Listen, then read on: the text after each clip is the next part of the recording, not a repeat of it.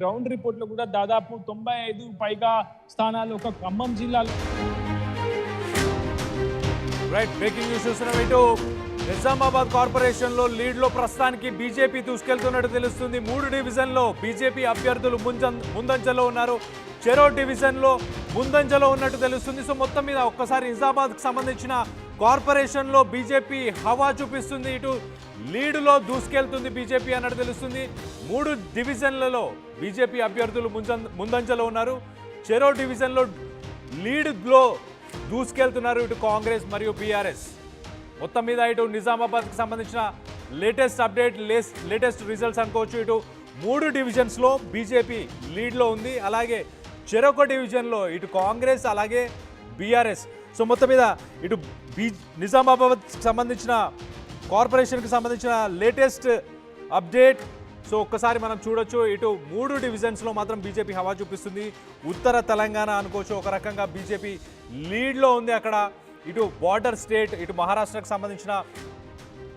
సంబంధించిన politics influence చాలా క్లియర్గా కనిపిస్తుంది. ఇటు ఆదిలాబాద్ అలాగే నిజామాబాద్ ఈ జిల్లాల్లో బీజేపీ ముందంజలో ఉండే అవకాశం ఉంది. దానికి ఎగ్జాంపుల్ అనుకోవచ్చు. ఇటు ఓపెనింగ్ బోని కొట్టిందని కూడా చెప్పుకోవచ్చు. ఇటు నిజామాబాద్లో ప్రస్తుతానికి ఇటు బీజేపీ లీడ్.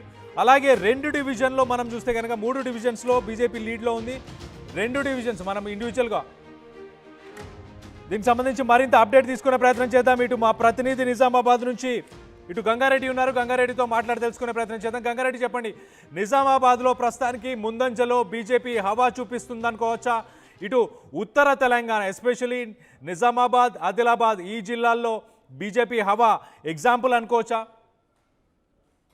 కళ్యాణ్, ఏదైతే కౌంటింగ్ ప్రక్రియ ప్రారంభమైంది, కౌంటింగ్ సంబంధించిన ఏజెంట్లందరూ లోపలికి 8 గంటలకు కౌంటింగ్ ని ప్రారంభించారు ఎన్నికల అధికారి. పూర్తి స్థాయిలో దానికి అందరికి సంబంధించి ఇదే మనం నిజామాబాద్ కార్పొరేషన్ లో ఉన్నాం. పాలిటెక్నిక్ కళాశాలలో కౌంటింగ్ జరుగుతుంది. దీనికి అంతర్గతంగా ఇప్పటికే బీజేపీ శ్రేణులందరూ కూడా సంతోషం వ్యక్తం చేశారు. ఎందుకంటే గతంలో కంటే ఈసారి ఎక్కువగా సీట్లు వస్తాయని చెప్పి బీజేపీ ఊహిస్తుంది. కానీ ఇక్కడ పరిస్థితి సైలెన్స్ ఓటు పడడంతో పరిస్థితి కొంచెం భిన్నంగా ఉందనే చెప్పొచ్చు. నిజామాబాద్ కార్పొరేషన్ లో పూర్తి స్థాయిలో గతానికంటే ఈసారి కొంత భిన్నాభిప్రాయాలే వ్యక్తమయ్యే అవకాశం లేదు. ప్రతి ఒక్కరు కూడా మార్పు అనేది కోరుకునే పరిస్థితిలో ఉన్నది. ఏదేమైనప్పటికీ నిజామాబాద్ ఉమ్మడి జిల్లా వ్యాప్తంగా 7 మున్సిపాలిటీలు, ఒక కార్పొరేషన్. కామారెడ్డిలో ఇప్పటికే 49 డివిజన్లకు గాను మనం ఆర్టీవీ ఇప్పటికే మనం పూర్తి స్థాయిలో సమాచారం ఇచ్చాం. దానికి అంతకు సంబంధించి ఆర్టీవీ ఇచ్చిన నివేదిక ఖచ్చితంగా ఏదైతే ముందస్తుగా ఇచ్చిన సమాచారం మేరకు ఆర్టీవీ ప్రత్యేకంగా ముందే ప్రకటించింది ఏ పార్టీకి ఎన్ని సీట్లు వస్తాయనే కోణంలో.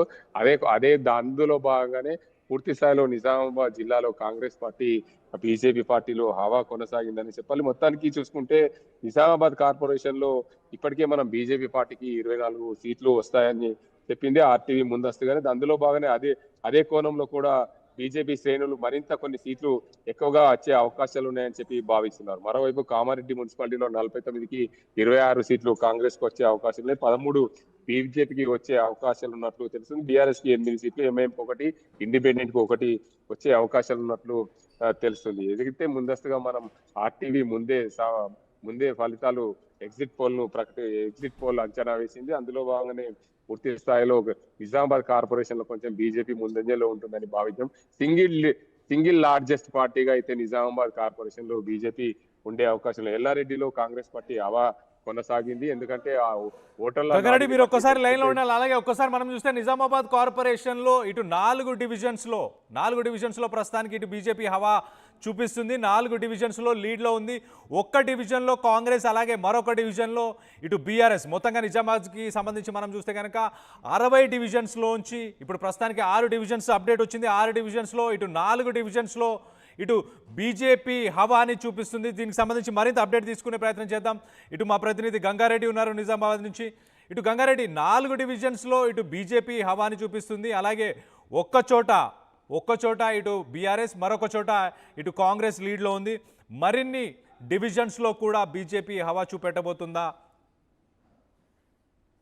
ప్రధానంగా కళ్యాణ్ చూసుకోవచ్చు. ఇప్పటికే కౌంటింగ్ ప్రక్రియ ప్రారంభమైన నేపథ్యంలో బీజేపీకి సంబంధించిన 4 డివిజన్లో హవా కొనసాగుతుందని చెప్పాలి. ఇప్పటికే మొత్తంగా 6 డివిజన్లకు సంబంధించి ఫలితాలు లెక్కింపు ప్రారంభమైన నేపథ్యంలో దానికి అందరికి సంబంధించి 4 డివిజన్లు అయితే హవా కొనసాగుతుంది. బీజేపీ పార్టీకి, ఒకటి బీఆర్ఎస్ పార్టీ, ఒకటి కాంగ్రెస్ పార్టీ. మరింత హవా కొనసాగే అవకాశాలు ఉన్నట్లు తెలిసింది. కౌంటింగ్ ప్రక్రియ వేగవంతమైన కొద్దీ ఆ డివిజన్ల వారీగా ఫలితాలు వెలువడతాయి కాబట్టి అందులో భాగంగానే పూర్తి స్థాయిలో దీనికి అంతకు సంబంధించి కౌంటింగ్ ప్రక్రియ ఇంకా వేగవంతం అవుతే ఏ పార్టీకి ఎంత లీడ్ లో ఉంటుందనే చెప్పే అవకాశాలు ఉంటాయి కల్లా. Right Gangareddy, thanks for the latest update. మొత్తం మీద ఇటు నిజామాబాద్లో ఇటు 4 డివిజన్స్లో ప్రస్తుతానికి ఇటు బీజేపీ హవాని చూపెడుతుంది. కాంగ్రెస్ ఒక చోట, అలాగే బీఆర్ఎస్ ఒక చోట అనుకోవచ్చు.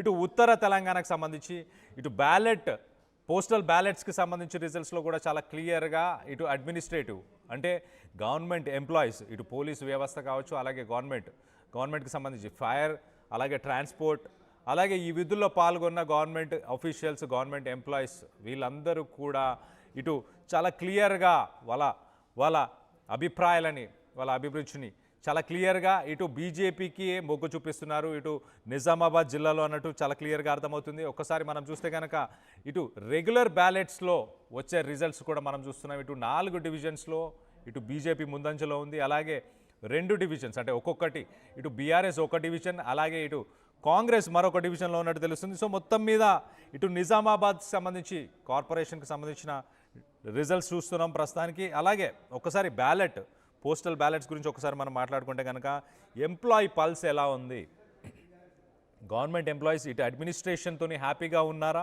ఇటు పీఆర్సీ కానీ డిఏ కానీ వీటన్నిటితో హ్యాపీగా ఉన్నారా, ఒక్కసారి ఇటు షిఫ్ట్ ఏమైనా అపోజిషన్ వైపు షిఫ్ట్ ఉందా లేదా అనేది క్లారిటీ